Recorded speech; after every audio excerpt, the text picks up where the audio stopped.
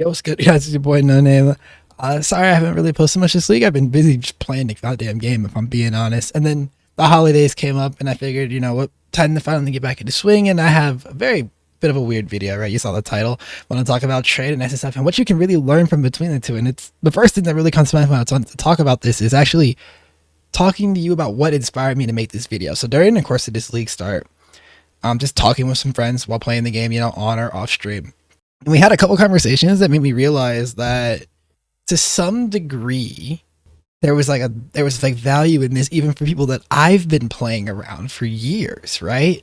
And so it made me think, well, if they get value from this conversation, then surely you could glean just a bit of insight from just like me distilling down what we talked about into a video, right?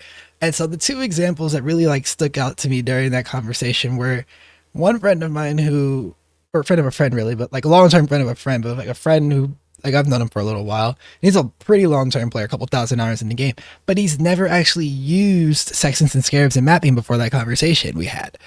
And the other example is somebody who like had we jokingly give him shit for girl mathing his way through the game, with the idea just being that the scarabs that he drops and whatnot, well, they're free, air quote, to use because he dropped them. And I liked both of these. I like talking about both of these points because I think it highlights a lot of what I want to talk about in this video, and how I think that trade and SSF mindsets are a lot more akin to one another than people give them credit for, or more importantly, how you can benefit more so from thinking like players from the other group, as opposed to thinking specifically in your bucket as a trade player, as an SSF player.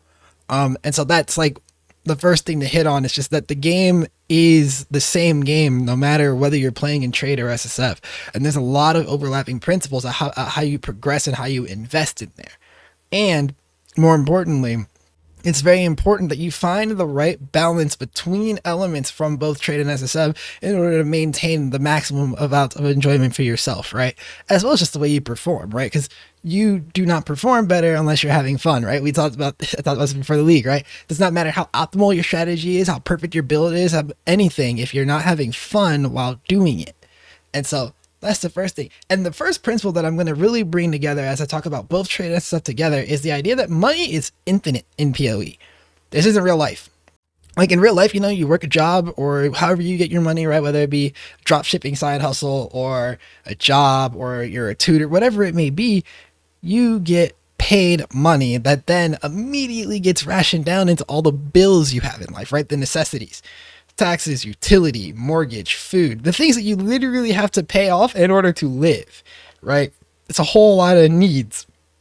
And then you hope that after the fact that you have some money for some wants. We don't have that here. There are no needs.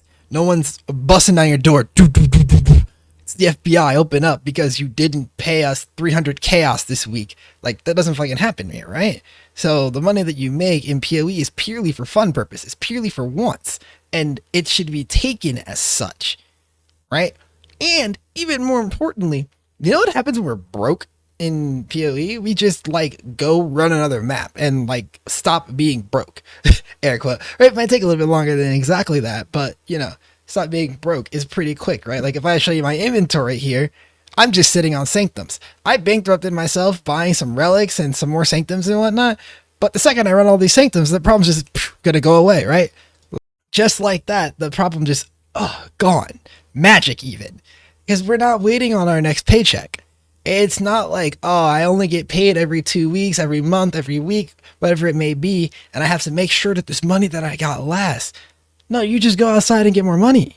The idea of going next map means that you can never be poor. The act of simply putting a map in your device that you out will always make sure that you are net positive in the money, no matter what. Just simply playing the game. And I really want you to take that forward with you as we talk more and more about the rest of this video. So this rolls right into the mapping resources pieces. And then, like I said, the big thing that really sparked this video for me was a conversation around the usage of sextants and scarabs. Those two in particular, but even chisels and whatnot. The best way to put it is this way. For people who are listening and are like the first friend I mentioned who had never used sextants and scarabs, could you honestly tell me why people pay so much for those scarabs? Why people are paying 10, 12, 15, 18 chaos a scarab for certain things, while they're paying a div for somewhere between 7 to 10 of a scarab. Could you actually tell me why people are doing that? And not just, oh, well, it makes them more money. No, have you actually experienced what that does to your map? You experience what that juice does, you could say for yourself, no, I've seen why they pay that money. It makes sense. And honestly, for a lot of us, even me in some cases, like it didn't happen. Earlier this league, I had a moment with my friends where we realized none of us had actually played with the Expedition Sextant that gives additional runic monster markers. And trying that out was game breaking for us. It explained so much of why that sextant is so expensive in the early league stages of the game, because it actually did make that big of a difference on the performance, and we were being too stubborn to have actually tried it. There's certain things that you don't get to find out about when you try it. And now here's where the trade and SSF balance starts to kick in a little bit, because in trade, you're so conditioned to think about the value that these things have when sold to somebody else, right? You hit a runic monster sextant on day 2 or 3 of the league, and instead of thinking I'm going to use it, you think this is 45 chaos, I could sell this right now. And the question is why? What are you selling it for? What are you doing with that money immediately? But you're so averse to trying shit out that you just like shuffle away the possibility of experiencing more in the game, right? Like you've just given up on that opportunity to experience. Or, you know, even just base sextants or any sort of scarabs that have been selling at a pretty decent quantity. Oh, there's literally a page in the TFT Discord for people who are just selling entire scarab tabs and honestly scamming themselves prices, because people have found a use for all of those scarabs, but you haven't done so yet, right? And I'm not saying you can't sell your resources that you're not going to use, but the question should be more so, have you tried it to see what it does for you? And this is a part of where like having an SSF background really helps you, because you can't sell those scarabs. Like, well, you know what happens in SSF when you drop that 200 something scarab bomb in the league mechanic this league? You've got to use those scarabs in some way, shape, or form, or it didn't matter that you dropped 200 scarabs. Like, people are like, oh my god, I dropped 200 scarabs, knowing damn well they're just going to sell all of them. The SSF players, though, they see 200 scarabs and they're thinking, okay, these scarabs I can use with growing hordes. These scarabs I'm actually going to probably re-roll to try to set up scarabs for this other strategy I want to do. But the important thing is that you're actually getting to experience it. And that's going to be that's another common theme about how I'm talking about things here, is that I want you to understand that SSF will give you the perspective that you need in order to learn why people pay for things, so that then you can bring that knowledge into trade to be more informed on whether or not you should be selling things or using them yourself. And this goes another step further, right? This isn't just about mapping resources. This is about crafting. Oh yeah, I'm at everybody's head on crafting right here. I've been saying it for years offline and in other discords and like in the PoE court and everything about, I'm very vocal about how I feel about crafting. I've always felt that crafting is a very essential skill in PoE, and that you are actively doing yourself a disservice by not knowing. You, like, for trade players especially, by the way, you literally scam yourself when you don't know how to craft. And this isn't talking to people who have uber amounts of money and just decide, I don't really feel like wasting the damn time trying to learn how to craft these items, I just want to play the game. Sure. And honestly, for people who don't have as much money, that also probably applies for you too. Here's the difference though. You have a 10 div budget. Your budget is literally 10 divines, and somebody is charging you 6 divines for an item that they crafted for 2. If you knew how to craft that item for 2, you'd have 4 more div in your budget to work with.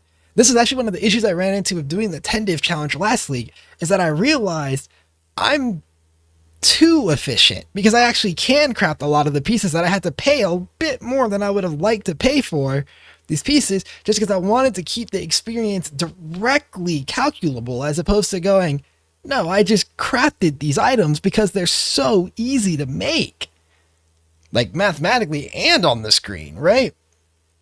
So I want to jab at both sides of this, right?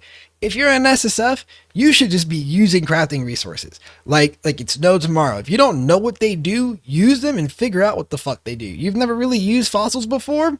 Time to get to the nitty gritty, especially because, you know, back in my day, I had to learn how to use fossils before they marked things with what tag they were in game. You don't even have to worry about that anymore. Get in there, right?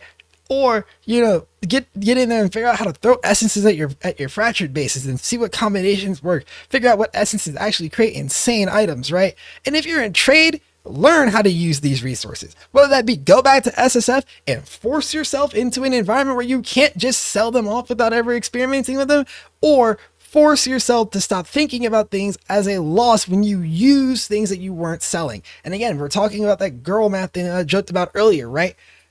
If you're getting essences while mapping and you don't sell them, what value did you get out of having those essences in the first place? You're not using them and you're not selling them, so then they don't exist. That money's not real. You don't get to count that in your excellence tab scrape. You don't get to count that. Same thing for fragments, right? If you're not going to use them and you're not going to sell them, they don't count towards you for money.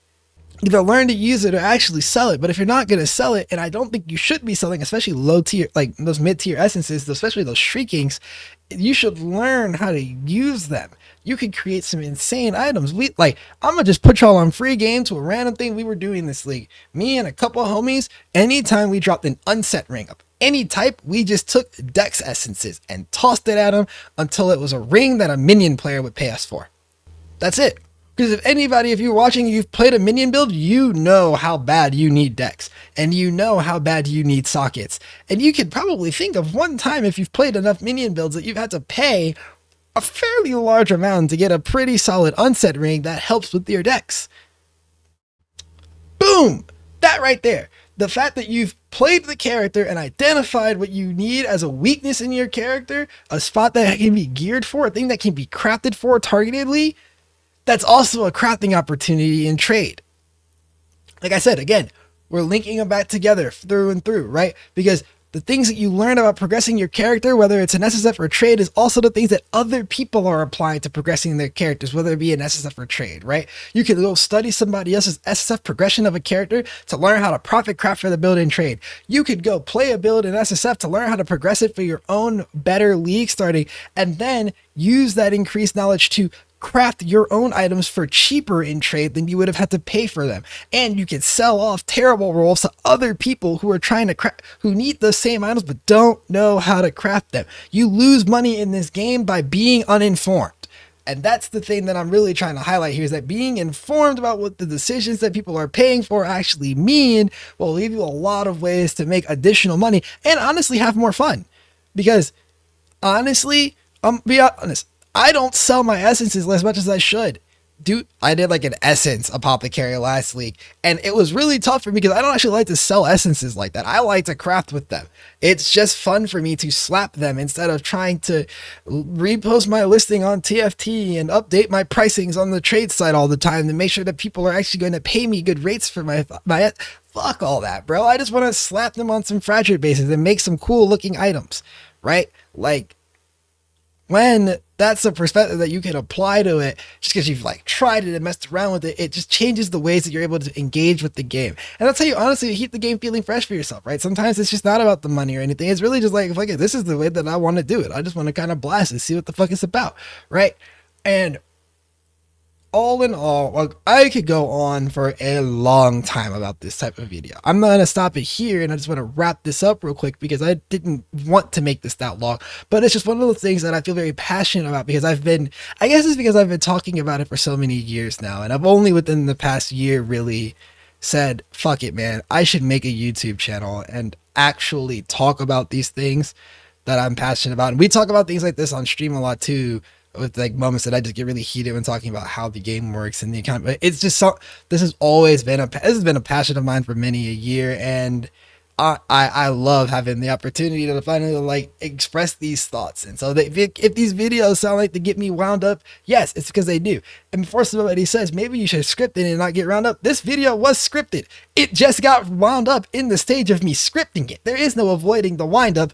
You're just changing where it happens at, because there's a lot of passion that comes through in talking about this stuff. And honestly, I have no one to thank but you guys for this, because you guys actually support the content that I do, both you all here on YouTube and the people who watch me on Twitch, as well as all my friends who've just been cheering me on the entire time. Like a big thanks goes out to all of you guys, you know, really showing me that like I can actually like talk about the things that I love to do and people will listen, that's like an incredible feeling. And I hope that all of you find something of that kind. If you want to see what I'm doing on the channel going forward, or you just like the video, hey, look, dropping a like will really help, or subscribing if you want to see more of what I get to talking about on here. If you want to see any of this live, or you want to pester me and like get me riled up on stream, come check out the Twitch channel. The link will be in the description. Or even you could come hang out in the Discord and get me riled up in there too, because I hang out in there a lot, and I'm more than willing to get riled up about damn near anything, honestly. Check it out. Thank you guys for watching, and seriously, give it a shot. Like, really use the things in this game. You'll be surprised with what you get as a result out of the experience if you just try shit out. Thank you for watching. Peace out, y'all.